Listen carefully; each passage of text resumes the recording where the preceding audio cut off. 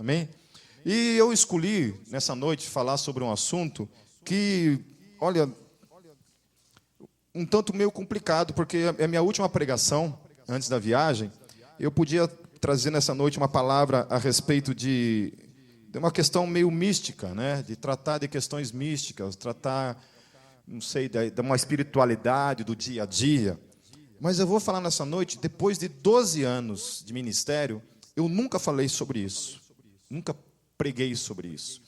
Mas depois de 12 anos de ouvir tanta idiotice na internet, de ver tanta besteira na internet, Deus, desde segunda-feira, tem ministrado no meu coração falar sobre isso na igreja. A razão pela qual eu vou falar, cada um de vocês sabe, e ele também. Eu vou falar sobre dízimo nessa noite, que é um assunto bem espiritual. Amém? Certo? Então, Fábio, opa, já está lá. O dízimo. Isso daqui é uma sintetização, é bem sintetizado mesmo, do que eu poderia falar a respeito desse assunto. Eu vou falar de alguns textos apenas, sem procurar tratar outras coisas, para a gente não fugir do foco, ok? Então, assim, se alguém tem dúvida, eu espero que nessa noite a dúvida quanto a esse assunto seja sanada. Se você continuar em dúvida ainda, depois você pode me procurar e a gente conversar sobre isso. Mas é importante que você abra os teus ouvidos e você entenda esse princípio que a gente vai falar nessa noite. Amém? Eu quero orar antes. Vamos fechar nossos olhos. Senhor Jesus, eu quero colocar essa igreja em tuas mãos nessa noite, mais uma vez, a minha vida. Pedir mesmo que o teu Espírito nos dê entendimento da tua palavra, Senhor. Porque a gente aqui não está em busca de outra coisa, a não ser aquilo que a tua palavra trata e fala para mim e para todos que estão aqui nessa noite, Senhor.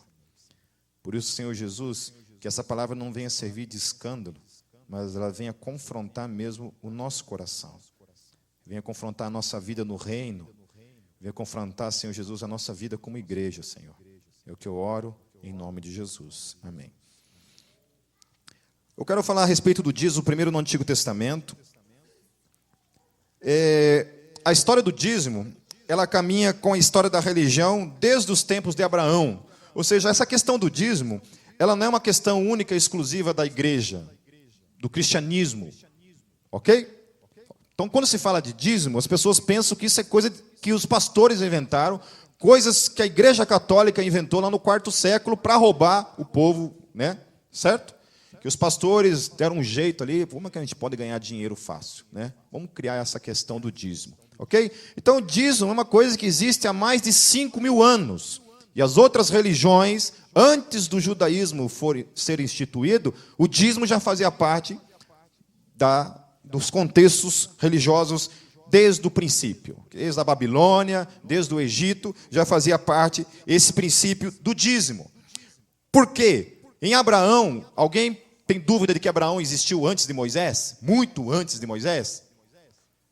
Alguém tem dúvida disso? Ok?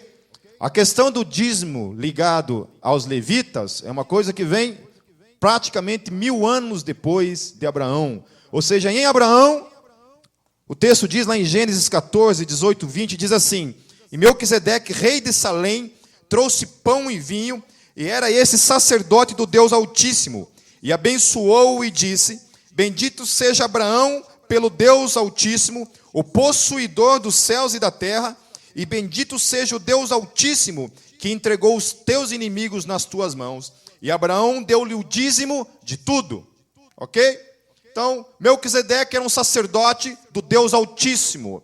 Ali na língua cananeia, o Deus a quem Melquisedeque servia chamava-se Elion. Na língua cananeia, a língua que se pronunciava o nome de Deus era Elion. Na língua cananeia. Era esse Deus. Abraão reconhece esse Deus chamado Elion como o único Deus verdadeiro e único, criador de todas as coisas. Abraão pega o dízimo daquilo que ele tinha ganho naquela batalha e entrega esse dízimo na mão de Melquisedeque, que não tem nada a ver com os levitas. Não tem nada a ver com Moisés, não tem nada a ver com o Êxodo. 1.000 anos antes de Moisés existir, Abraão entrega o seu dízimo para um sacerdote que não tinha nada a ver com o judaísmo. E tinha a ver com os cananeus, com a língua cananeia, com Deus no seu nome, da língua cananeia. Tem um vídeo na internet, no YouTube, que fala assim: a Bíblia se origina do paganismo, das religiões mesopotâmicas. E é verdade. Se você for ler Gênesis, onde que Abraão vivia? Abraão vivia na Mesopotâmia. Vivia cercado de deuses para todos os lados. E o que acontece na Bíblia? Abraão se revela para Deus ou é Deus que se revela para Abraão? É Deus que se revela para Abraão. Abraão está metido no meio de deuses múltiplos, deuses, uma idolatria para todos os lados, no meio da Mesopotâmia. E Deus aparece para Abraão e se revela para ele como o único Deus, tira ele do meio daquele politeísmo todo e leva ele para uma terra prometida. E aquele Deus então começa a se revelar de maneira específica, no meio de todo aquele politeísmo existente ali na Mesopotâmia.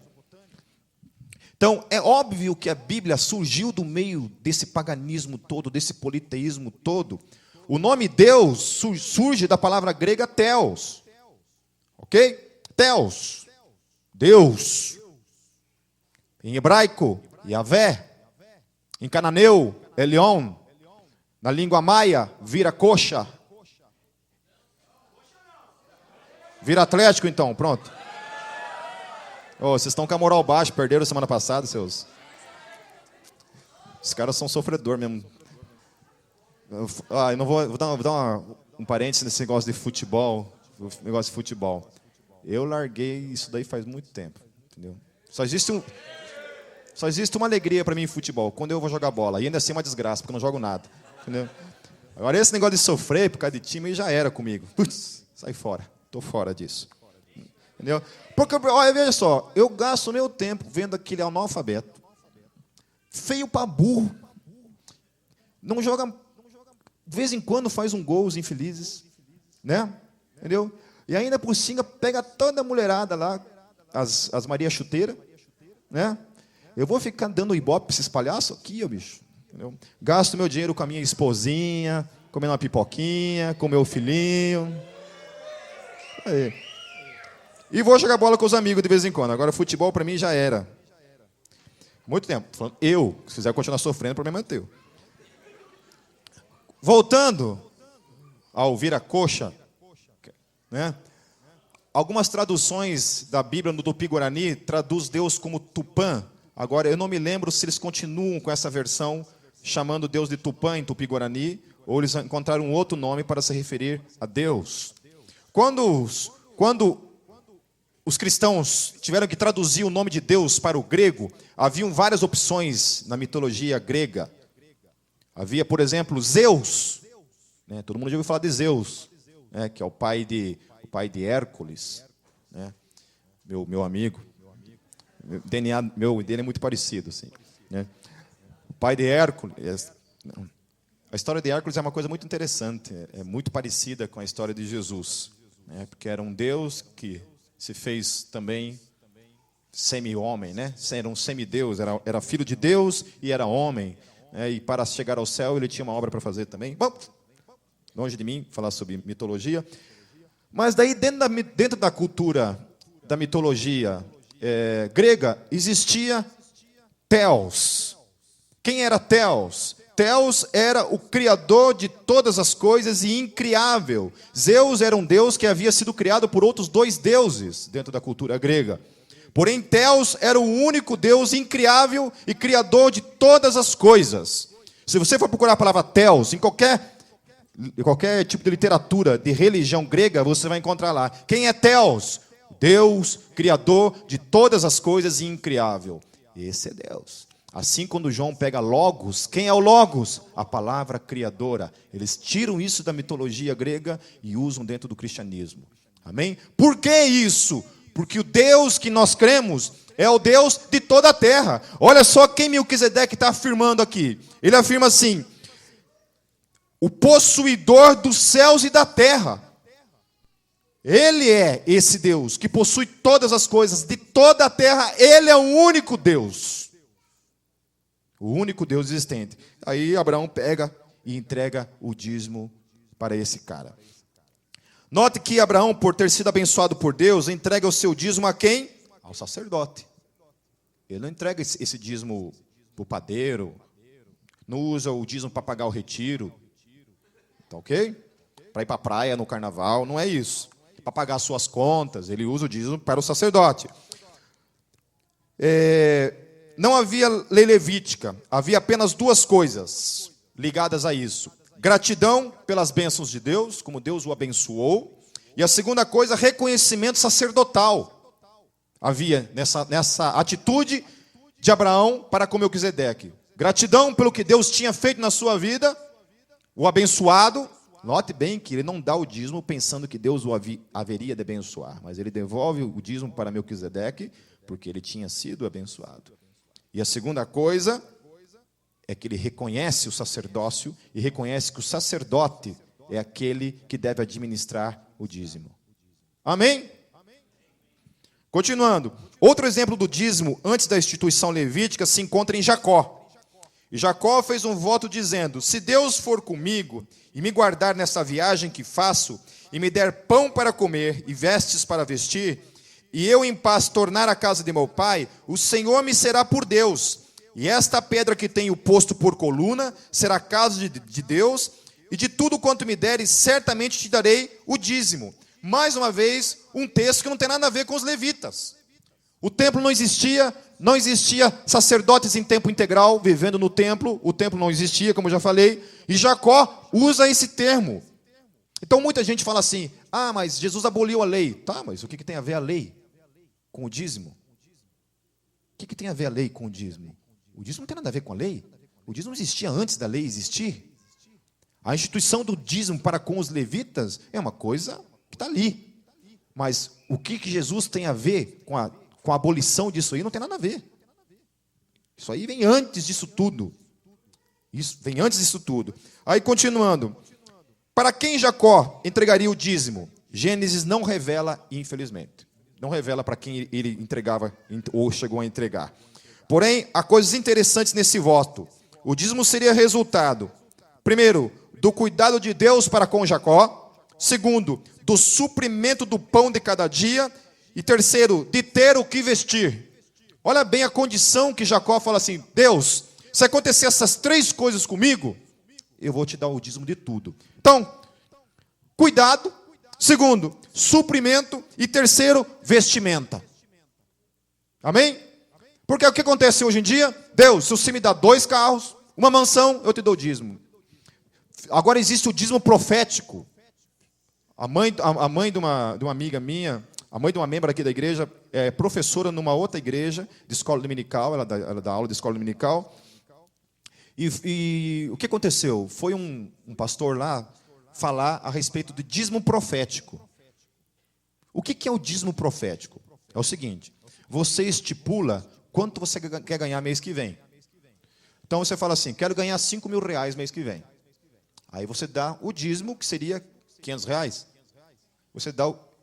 É isso, né? Você dá o dízimo profético. Você dá R$500 como passo de fé, e mês que vem você vai ganhar R$5.000. Tá certo, né? É.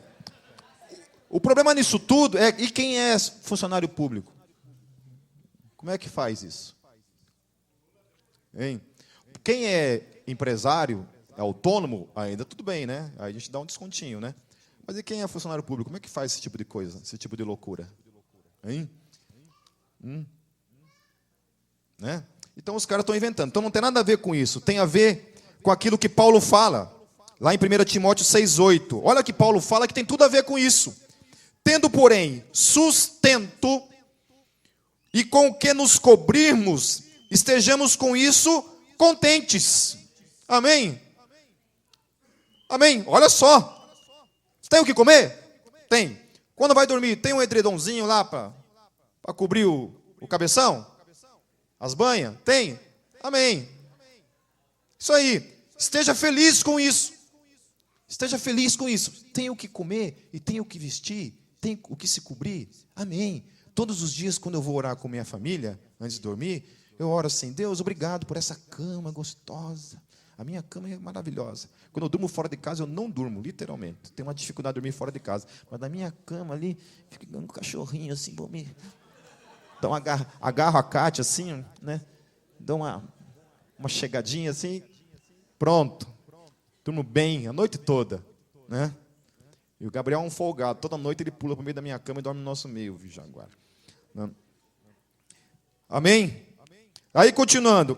A instituição do dízimo e seu propósito fica explicitamente claro quando Deus diz: eis que aos filhos de Levi tenho dado todos os dízimos em Israel por herança, pelo ministério que executam, o ministério da tenda da congregação. Aí sim, é finalmente instituído em Israel, por causa do templo, é instituído em definitivo o dízimo destinado unicamente a uma tribo. Uma tribo é separada, que são os levitas, e eles são impedidos de trabalharem fora do sacerdócio.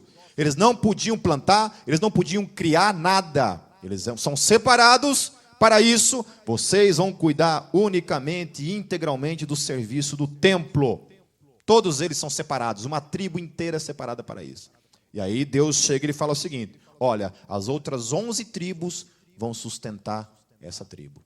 Uma vez por ano, vocês vão pegar tudo aquilo que vocês colheram, a colheita do ano, as especiarias, o melhor que vocês tiverem, vocês vão colher tudo isso e trazer e depositar para quem? Para o sustento do sacerdócio, para o sustento da tribo de Levi. Toda ela é um decreto de Deus. E aquelas 11 tribos trabalhavam o ano inteiro para sustentar aquela única tribo, que era a tribo dos levitas.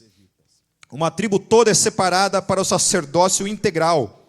Sua dedicação seria integral ao serviço sacerdotal no templo e todas as suas implicações. Por não terem um trabalho fora de sua dedicação sacerdotal, não tinham nenhuma renda que não fosse a gerada pelos dízimos e ofertas do povo. Ok? Certo? Os levitas não tinham outro sustento que não fosse aquele que era separado pelo povo. Era só dali que vinha. Não vinha de nenhum outro lugar. Notem que, em nenhum momento, o sacerdócio levítico é uma opção. E sim um chamado impositivo da parte de Deus para com toda uma tribo separada para viverem única e exclusivamente voltada ao sacerdócio. Amém? Ponto, beleza? Antigo Testamento, mas Jesus veio, morreu numa cruz, o templo foi destruído e começou uma outra história que agora se chama igreja. Agora é a igreja. Ok? Então até aí, dízimo, primeira coisa, não é uma regalia do judaísmo, é um princípio que existe na face da terra há muitos e muitos anos antes de Moisés sequer existir. Depois é instituído, trazido para dentro da tribo dos levitas, para toda Israel. E aí nós chegamos no Novo Testamento. Quando Jesus vem a esse mundo, o templo ainda estava lá. Ainda existia. Aí Jesus, e a questão do dízimo, ele fala assim, ó: ai de vós, escribas e fariseus, hipócritas, porque dizimais a hortelã, o endro e o cominho, e desprezais o mais importante da lei, o juízo, a misericórdia e a fé. Deveis, porém, fazer estas coisas e não omitir aquelas. Ou seja, Jesus não fala contra isso. Ele fala o seguinte: olha, vocês gostam de dar o dízimo dessas coisas, porém vocês não podem omitir estas coisas. Vocês devem fazer estas coisas e também aquelas. E também aquelas. Ou seja, Jesus não se volta contra o sistema sacerdotal que está ali, imposto. Não se volta contra aquilo. Em nenhum momento ele pronuncia alguma coisa contra isso. Mas continuando, é preciso deixar claro que em questões de eclesiologia, que é isso daqui, ó, para com a igreja, Jesus não tocou no assunto pelo simples fato de que ainda haviam levitas que trabalhavam integralmente no templo. O templo é destruído no ano 70 ano Domini. Daí a pergunta, tá, o templo, Israel, judeus, o que os gentios, que somos nós, tem a ver com isso? Então vamos lá. O sustento dos que vivem integralmente na teologia de Paulo. O que Paulo vai falar a respeito dessa questão de sustento? Então esqueçam a palavra dízimo no momento, ok? As pessoas ficam perguntando assim, Pipe, o Novo Testamento não fala nada de dízimo. E realmente não fala, dessa palavrinha dízimo não existe. Okay? Mas vamos abordar alguns princípios que Paulo vai falar aqui. Olha só que 1 Timóteo 5,17 diz, 5,17 e 18. Os presbíteros, ou seja, os pastores, que governam bem, sejam estimados por digno de duplicada honra, principalmente os que trabalham na palavra e na doutrina, porque diz a Escritura, não ligarás a boca ao boi que debulha, e digno é o obreiro do seu salário. De quem que eles estão falando aqui? De quem que eles estão falando aqui? Dos pastores, dos que dirigem, dos que vivem da palavra, amém? Aí, o Didaquê, que é a doutrina dos 12 apóstolos, que é um livro apócrifo do primeiro século, estudiosos estimam que são escritos anteriores à destruição do templo de Jerusalém, entre os anos 60 e 70 depois de Cristo. Outros estimam que foi escrito entre os anos 70 e 90. Olha o que esse livro do primeiro século dizia a respeito disso. Capítulo 13. Primeiro, todo verdadeiro profeta que queira estabelecer-se em seu meio é digno do alimento. Assim também, o verdadeiro mestre é digno do seu alimento como qualquer operário. Assim, tome os primeiros frutos de todos os produtos da vinha e da eira, dos bois e das ovelhas, e os dê aos profetas, pois são eles os seus sumos sacerdotes. Porém, se você não tiver profetas, dê aos pobres. Se você fizer pão, tome os primeiros e os dê conforme o preceito. Da mesma maneira, ao abrir um recipiente de vinho ou óleo, tome a primeira parte e dê aos profetas. Tome uma parte de seu dinheiro, da sua roupa e de todas as suas posses, conforme lhe parecer oportuno, e os dê de acordo com o preceito. Ué, mas isso não foi invenção da Igreja Católica? Não foi a Igreja Católica que inventou isso para roubar? Não foi a Universal que inventou isso? Não foi o Edir Macedo que inventou esse negócio de dízimo? Não foram os lobos do Evangelho que inventaram esse negócio de dízimo? Negócio de sustento, de sustento pastoral? Que os pastores devem ser sustentados pela igreja? Agora, para mim, o texto matador dessa questão é esse último texto que eu vou ler, que se encontra lá em 1 Coríntios 9, de 1 a 14. Paulo encerra definitivamente o assunto quando diz o seguinte: não sou eu apóstolo, não sou livre, não vi eu a Jesus Cristo, Senhor nosso? Não sois vós a minha obra no Senhor? Se eu não sou apóstolo para os outros, ao menos o sou para vós, porque vós sois o selo do meu apostolado no Senhor. Esta é minha defesa para os que me condenam. Não temos nós direito de comer e beber? Não temos nós direito de levar conosco uma esposa crente, como também os demais apóstolos e os irmãos do Senhor e Cefas? Ou só eu e Barnabé não temos direito de deixar de trabalhar? De quem que ele está falando? Dos apóstolos. E ele fala o quê? Que eles tinham feito o quê? Deixado de trabalhar. Deixado de trabalhar. Quem? Os apóstolos. Cefas, os irmãos do Senhor, tinham parado de trabalhar. E olha o que ele continua falando. Quem jamais milita à sua própria custa? Quem planta a vinha e não come do seu fruto? Ou quem apacenta o gado e não se alimenta do leite do gado? Digo eu isto segundo os homens? Ou não diz a lei também o mesmo? Olha só, a lei não foi abolida? Olha o que Paulo está falando. Paulo vai usar a lei para ensinar um princípio para mim e para você. Olha o que ele vai falar.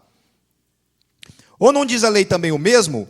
Porque na lei de Moisés está escrito: não atarás a boca ao boi para que trilha o grão. Não atarás a boca ao boi para que trilha o grão. Porventura tem Deus cuidado dos bois? E olha o que ele fala. Ou não o diz certamente por nós? Paulo está falando o seguinte: olha, isso que está escrito lá na lei está se referindo a nós, apóstolos. Aqueles que vivem sem o trabalho externo e vivem integramente do ministério. E olha o que ele continua falando. Certamente que por nós está escrito, porque o que lavra deve lavrar com esperança, e o que debulha deve debulhar com esperança de ser participante. Se nós vos semeamos as coisas espirituais, será muito que de vós recolhamos as carnais.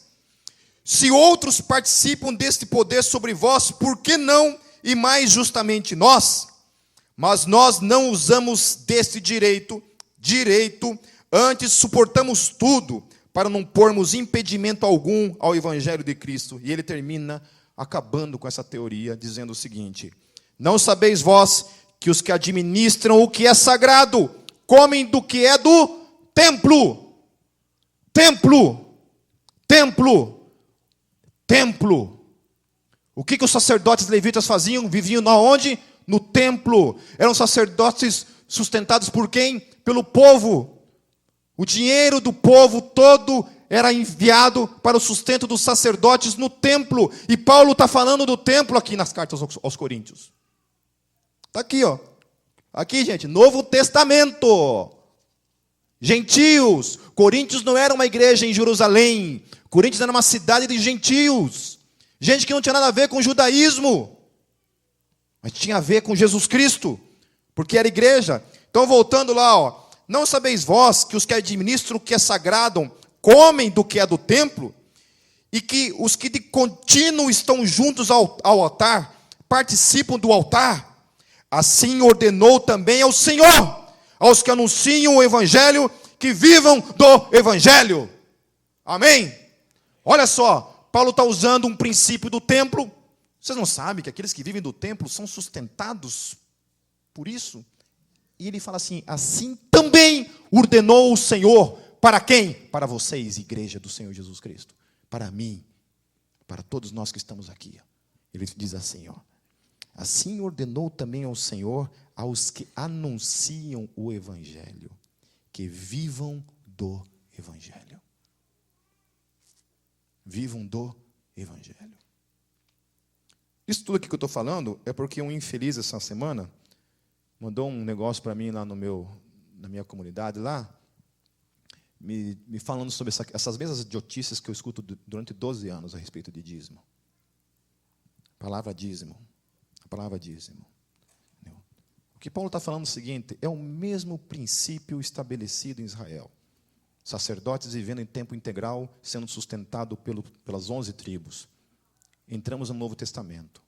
Paulo está falando que Jesus, o mesmo princípio lá, ó, dos sacerdotes que viviam no templo, agora é estabelecido sobre aqueles que vivem sem o trabalho e que são sustentados pela igreja.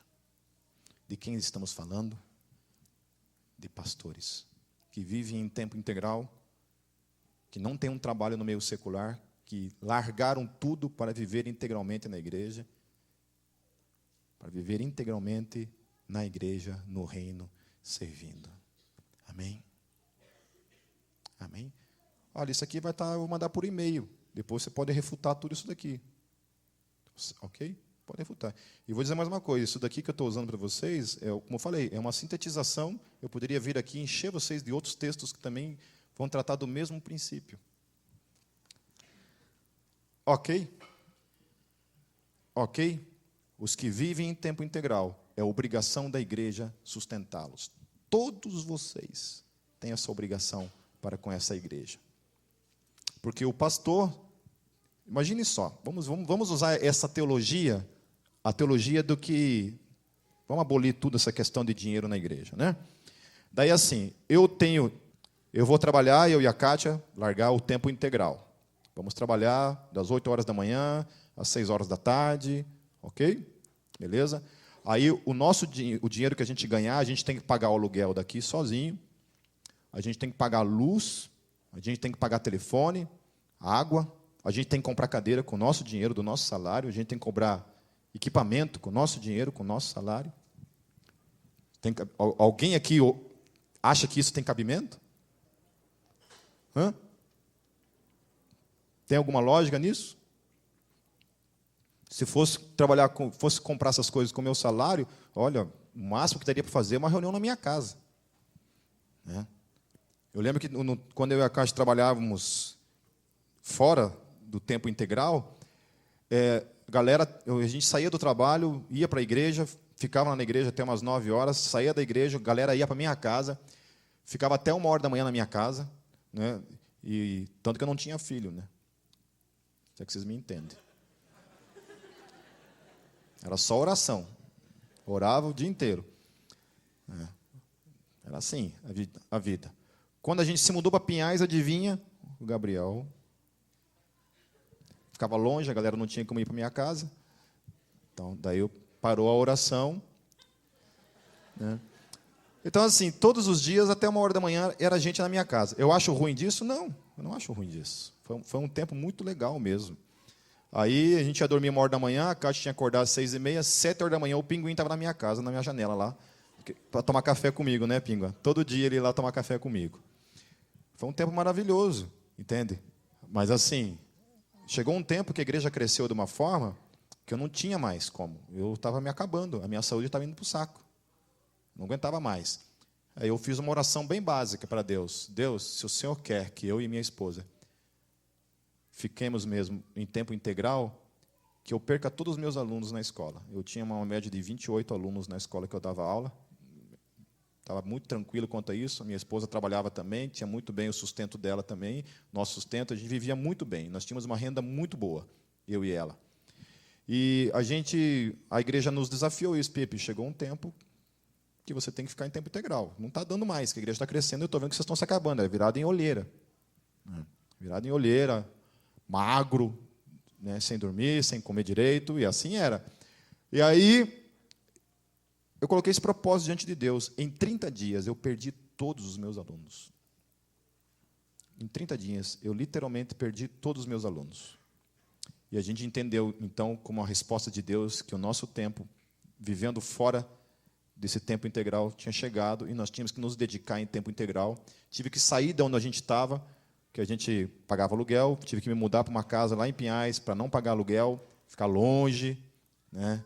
Tinha que depender de ônibus, como o resto da pobreza aqui, né? Depender de ônibus, né?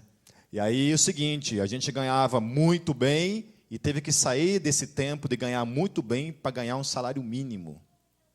Foi o que a igreja nos pagou na época, um salário mínimo, eu e a minha esposa, os dois. Tinha que sobreviver disso.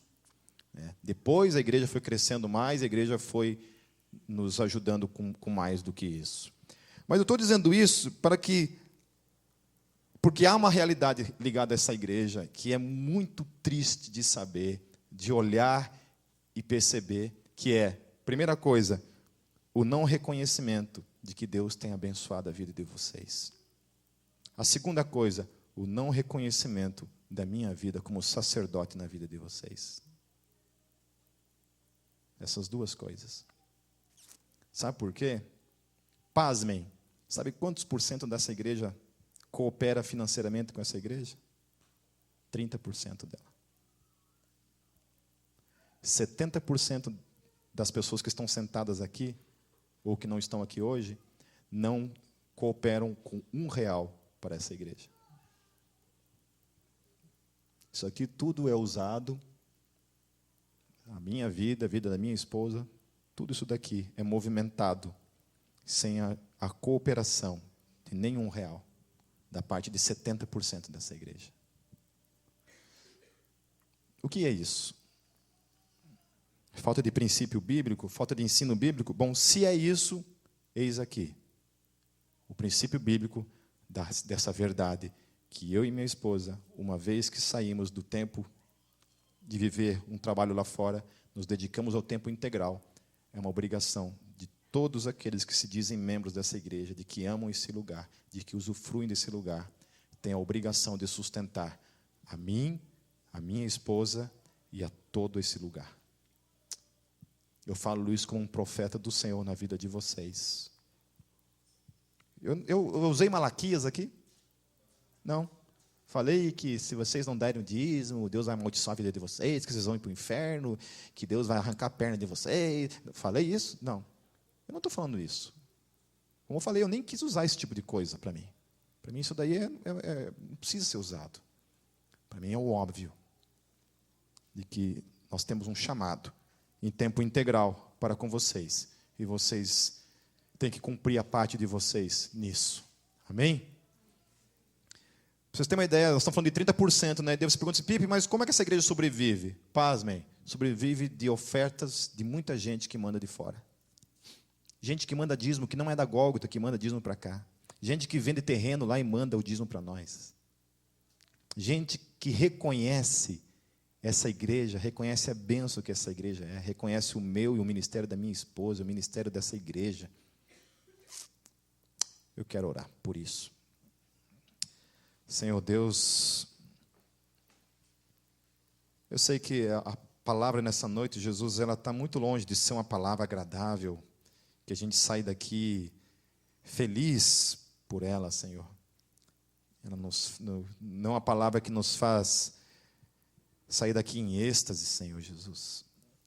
Pelo contrário, é uma palavra que nos confronta, porque ela confronta o Deus da nossa vida, que é o dinheiro.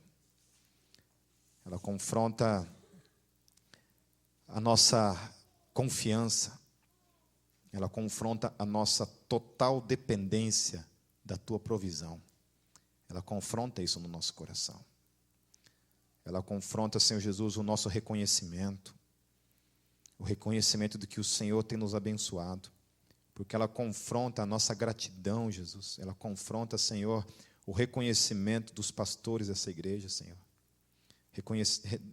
Ela confronta, Senhor Jesus, o nosso comodismo, o nosso egoísmo, de fazer do nosso dinheiro apenas aquilo que convém a nós, Senhor. De acharmos que aquilo que o Senhor tem nos dado é somente nosso e de mais ninguém. Senhor Jesus, tem misericórdia de todos nós, Senhor. Que a gente possa aprender, Jesus, com os princípios da Tua palavra, Senhor. Porque, primeiramente, Senhor Jesus, nós temos que ser movidos pela gratidão, Senhor, sabe? Não é necessário, Jesus, esse tipo de palavra, Senhor. Porque nós podemos muito bem ser uma igreja movida pela gratidão, pelo Teu amor em nossas vidas. Ser movido pelo reconhecimento ministerial, Jesus. Sabe, ser movido, Senhor Jesus, pelo reconhecimento de que esse lugar tem sido um lugar de salvação na nossa vida. Um lugar em que a Tua revelação, o Teu ensino, a Tua palavra tem nos sustentado, Senhor. Derrama da Tua graça, Jesus, ajude-nos a acordar do sono que temos vivido, Senhor. Que a gente seja liberto, Jesus, de toda mesquinhez, de toda avareza. Em nome de Jesus. Amém.